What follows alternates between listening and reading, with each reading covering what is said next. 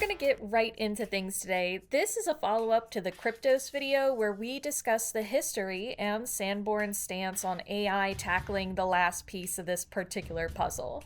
Let's be real though, I haven't solved K4, not by a long shot, but I have managed to punch a few holes in it, and while that is a pretty big claim, I'm willing to put my money where my mouth is and get some egg on my face in the process. And that means showing you guys exactly where I messed up.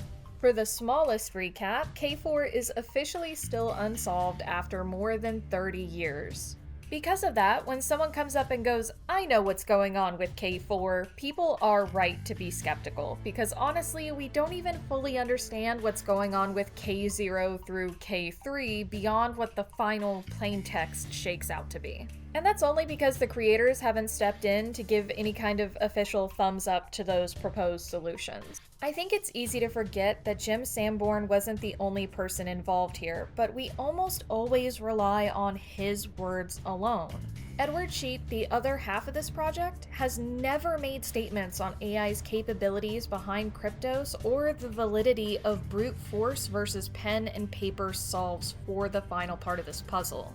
What was commented on, though, was that there was an understanding that K1 and K2 could be brute forced by computers during the design stage, and that K4 was designed intentionally to avoid that. I can't find any statements beyond that brute force isn't the intended method. Rather, it seems like it's designed to be a hurdle for those not interested in exploring the art behind K4.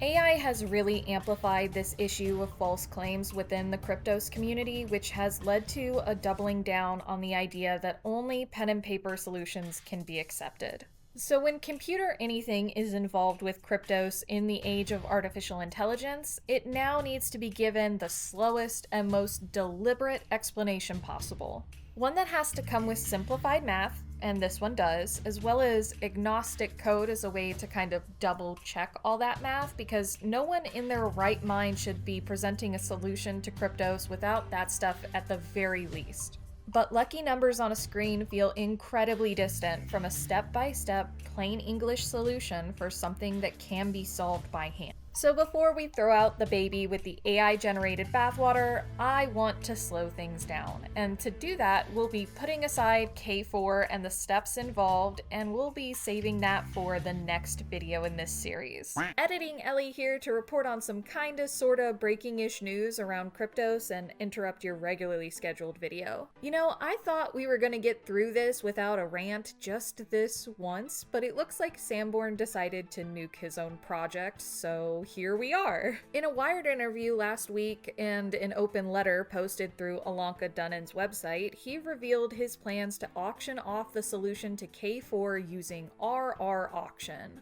This will be happening in November of this year, which means you've got about 3 months left if you want to beat him to the punch.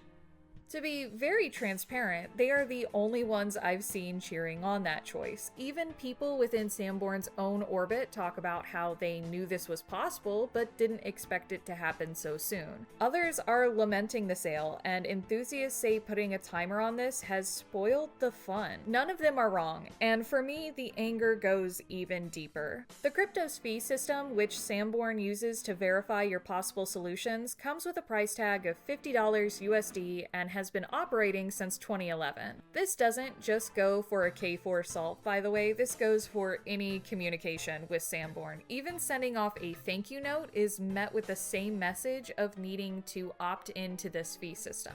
That means that for well over a decade, individuals within the Kryptos community have been ensuring Sanborn's pockets have a thicker lining. Outside of the fee system, owning the rights to Kryptos has allowed him to sell miniatures of the sculpture and make similar pieces thanks to the popularity of the CIA installation. Dude owned a successful restaurant in DC based off of the espionage world named Zola for 10 years and has interviews out there bragging about his art collection, some of which had been displayed at the restaurant, so maybe the statement of needing money isn't quite aligning for me as much of a statement of, I liquidated my assets, please help me out, would've. I mean, I'm not gonna say that he's out of his lane doing this, we've all gotta get the bag, I get it. Unfortunately, that right there is probably why he can't go to to any government-based institutions, but absolutely could give this off to a trust to manage for him without any need of an auction. Tons of volunteers within the community exist, and people like Ilanka Dunnan could easily carry the flag here as a well-respected individual within the crypto space. Or,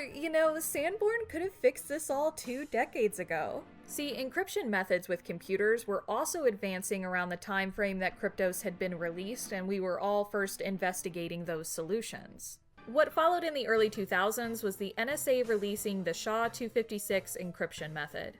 A salt and pepper method here would enable Sanborn, or anybody really, to have an email checker that searches for a specific phrase and doesn't respond outside of that. These sorts of things are all or nothing, so you could easily put up an encrypted version of K4, or even some of its partial solves if you wanted to do that. Alright, maybe easily is a stretch, but let's be real, this would have taken one call to a trusted dev to fix. Ask me how I know. It's not like I run puzzle games off of this particular system or anything like that. No.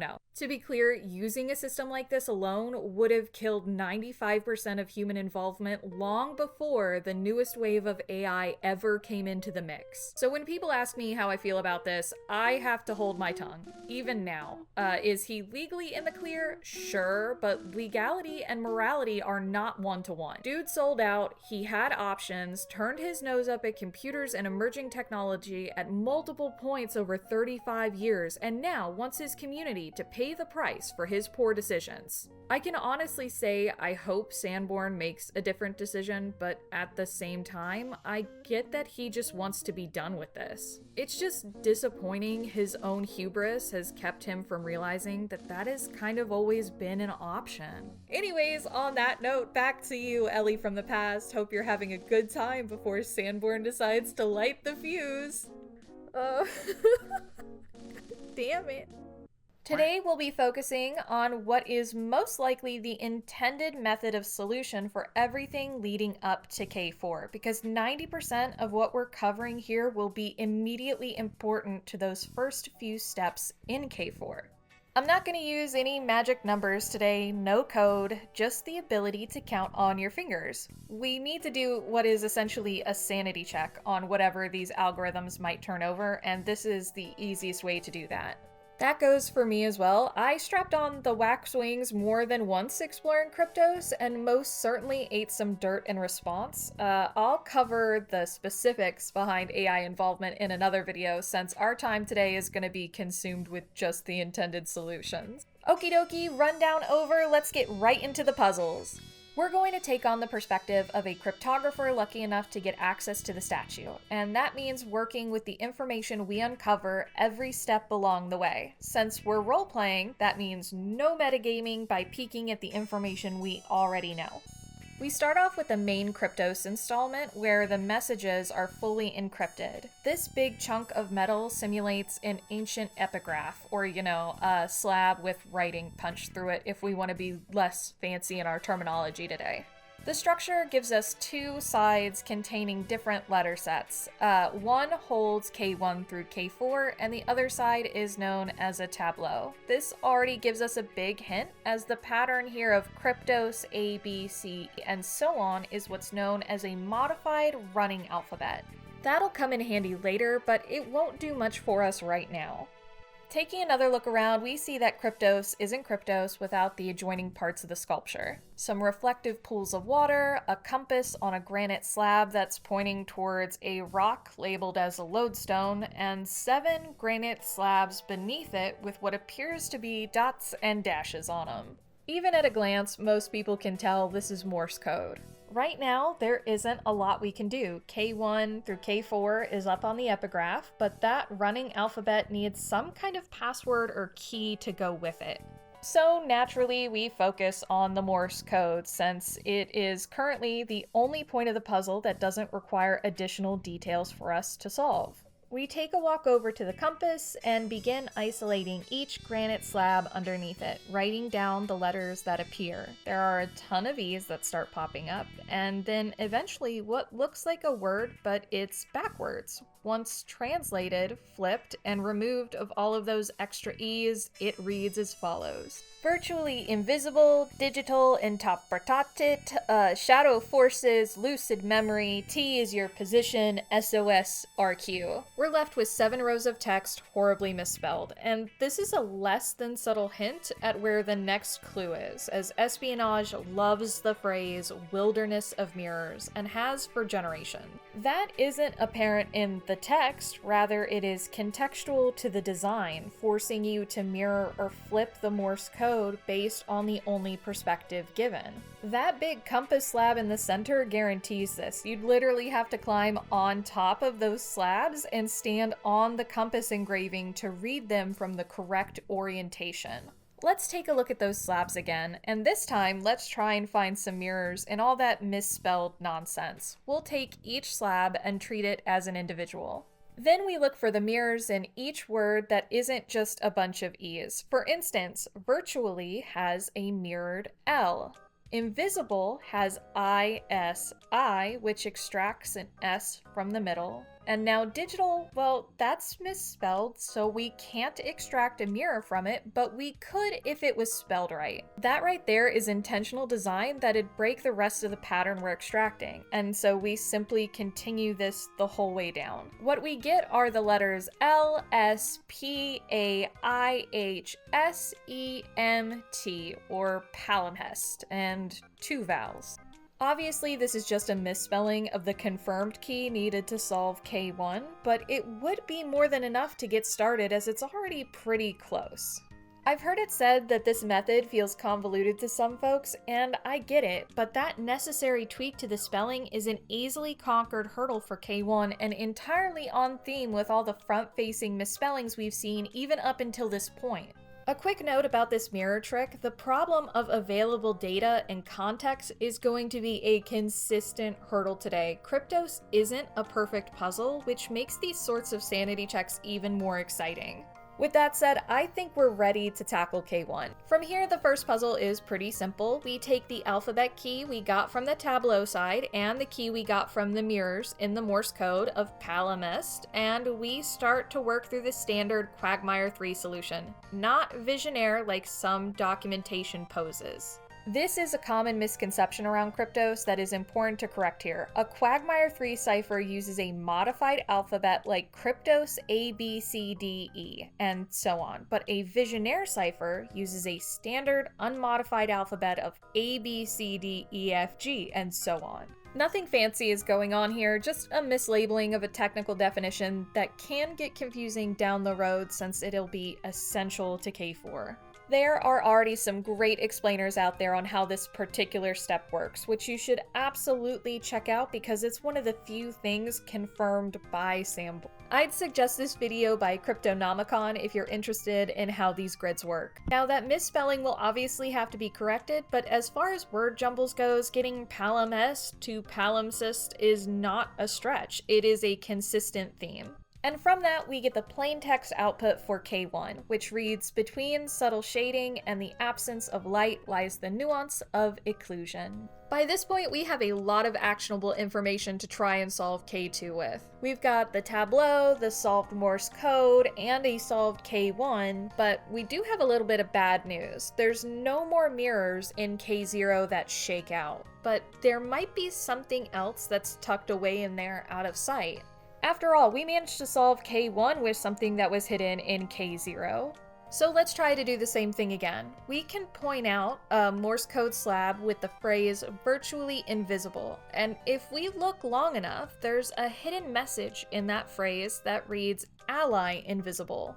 We're going to keep this in mind and go back to our handy Kryptos ABCDE running alphabet. That alphabet gets a numerical assignment to it, where K is 0, R is 1, and Y is 2. We rinse and repeat up to 25 for 26 values total, one for each letter of the modified alphabet you see repeating on the tableau side. All we have to do now is write down the encrypted text of K2 and write ally invisible underneath it. We can then subtract the alphabetical value of the encrypted text from the alphabetical value of the password ally invisible. And then we can use the final number to look up the letter in our running alphabet. Nothing fancy, just subtraction and matching a number to this key you see on screen right now. Unfortunately, when we run it, this gives us garbage. Until we start sliding it, because the encrypted text is much longer than our password. What we're looking for is an IOC spike, or just a fancy formula for how close to English is the output. So let's offset the position by 1 and try again. This just means nudging the password ally invisible 1 character over, so we're testing a new portion of the encrypted text. We don't have to go far before the IOC numbers start climbing, and by the time we nudge the password 8 characters in, the word abscissa, I can't, oh man, I'm so bad at saying this one. Absicca, fuck it. To get this key, we have to do some simple subtraction. See, H here is 14, and we subtract 7 that we get from the A in ally invisible, and that gives us a total of 7. So the first letter is A. This handy little animation on screen not only demonstrates, but it'll give you the numerical values as well to show you how easily this shakes out. That's a Quagmire 3 cipher in action that we just solved using something called the Beaufort rule. That rule is where some folks get tripped up because a lot of the more traditional math with these running keys and passwords rely on addition, not subtraction like we did here. So Sanborn is already subverting the expectations seasoned folks would have by the time we hit K2. The solve for K2 runs just like K1 with a Quagmire 3 equation, a modified Kryptos ABCDE alphabet, and a key that was derived with the help of K0. K2 gives us more text, which contains some rambling about Kryptos as a whole and some coordinates that lead nearby. From here we can look to K3. We know it's basically just a word jumble. The question becomes, how are we supposed to solve the word jumble? If K1 and K2 were solved with clues from K0, then naturally we'd expect K3 to follow suit, and it does. We see the Morse code, T is your position, but that isn't actionable enough on its own with what someone would have uncovered up until this point. Unless they looked back at the solved text for K2, calculated the distance from Kryptos to the coordinates listed there. It's about 175 feet, so not quite what we need today. This is admittedly where things start to get shaky in terms of connection, and we're back to relying on a bit of meta information and are no longer role-playing by the rules. After all, showing off this stuff also means being transparent and not forcing numbers to fit just because I want them to. We know from the outside looking in that the puzzle is solved by starting on the first T, counting 192 steps, yoinking that letter, and then counting another 192 steps while never counting the characters already nabbed. And this is the cleanest solution that folks have offered that doesn't involve a ton of convoluted padding or janky math. There is another explanation posed from Sanborn's own charts that say it was likely a matter of rotation, but those explanations fail to point out that it is more than simple rotation that would be needed to accomplish that. You'd actually need to cut and reorder some of the columns after those rotations to make this method work. It is a probable solution, absolutely, and one with some internal support, but it would entirely leave out any connection to K0. I think those connections are important, so we're going to continue on the basis today that the official chart is still a rough draft of K3 and not the final intended solution. So how do we reconcile this? Well, if the coordinates from K2 are slightly off, this would easily fall into the difference of 175 versus 192. Another theory, which we can partially confirm, is that there was something at the coordinates, but Sanborn said it was removed. Big shout out to the Kryptos fans for tracking this item down. Turns out it was a bronze survey marker that held a year on it, which may have been 1920 something. I say may have been because the archives indicate it was fucking destroyed, and the only photos of the site during these times don't capture that spot, because why would they? My god, this thing drives me insane. So, unless you had a contact on the grounds who happened to remember or could get a direct answer from Sanborn, I don't think we're going to get a clear answer on this one anytime soon. And so we're all on the same page, even though this is the solution for K3, you need to know that K2 is riddled with unintentional mistakes. It isn't even a stretch for me to say that. Sanborn actually had to go on the record to correct his own puzzle because one of the mistakes with K2 was so egregious. At the end of it, K3 unscrambles into a heavily modified excerpt from the 97th page of Howard Carter's book on the expedition that uncovered Tutankhamun. Has absolutely zero relevancy for this video whatsoever, but very much so for K4. So before I get on a tangent about Sanborn's obsession with that book, we should talk about where that's left us, because we're pretty much staring down K4 at this point. Remember K2, how we use the password ally invisible? That's an English key or passphrase, and until now, much of the community has been operating under the assumption that there would only be Latin passwords and keys. But this is an English one, and that means that K4 might not have only Latin keys to it. I did try and see if we could find any more hidden words to test against the encrypted text like we did with Ally Invisible, but we didn't have anything really come out from that. You can check out this repo titled Crackers and Cheese to test it yourself. I am blind, so it's entirely possible I missed something here. But beyond the English keys, this showed some incredibly clear connections between each puzzle and K0. Some part of the solution always ties back into it. K0 through K3 gives us a lot to work with for K4. Intentional misspellings, Latin and English keys, a running alphabet, Quagmire 3 solutions, Beaufort rules, a sophisticated word jumble, sectioning, and movement through flipping and mirrors. That's a laundry list, but a very workable one, even if every step was used. The work done on K4 suggests that in fact everything we've seen in K0 through K3 makes an appearance again in K4, but you do need to know that whole list. If you don't know the earlier mechanisms, then K4 is lost to speculation. But this video is already well over the 10-minute mark, which means we're going to have to go ahead and save the how for the next video. Or, if you're interested in spoilers and beating me to the other pieces, the math is already published on my GitHub, including where I went wrong. The words AI can't solve Kryptos is a load of bunk. LLMs being fed encrypted text with no context cannot solve it when they exist at the level of complexity of K4 is, a mouthful, but at least that's a true statement.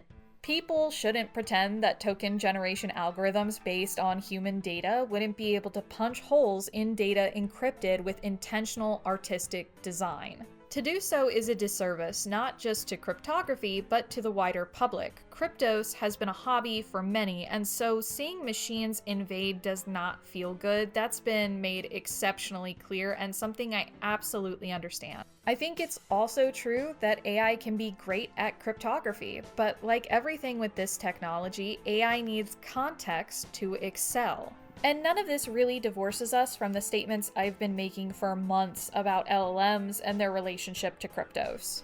There is not a more surefire way to induce a hallucination than to tell an AI to just take its best shot at solving K4. For today, all of these things are true at once. And on that note, folks, I think that's gonna be it for me. I'll be back hopefully in a few weeks with the follow-up video. This stuff admittedly takes time. I mean, hell, it took me 5 months, maybe even 6 by the time you see this, to go from the last Kryptos video to this one. And most of the well thought out pieces here sometimes take upwards of 6 months to a year to finish. So if you don't get an update right away, it's probably because I'm considering adjusting the content schedule right now. If I can slow things down a bit, I know I can make the quality of things even better around here. But there's always trade offs to that, you know? Something for me and y'all to think on. Anyways, see ya, nerds.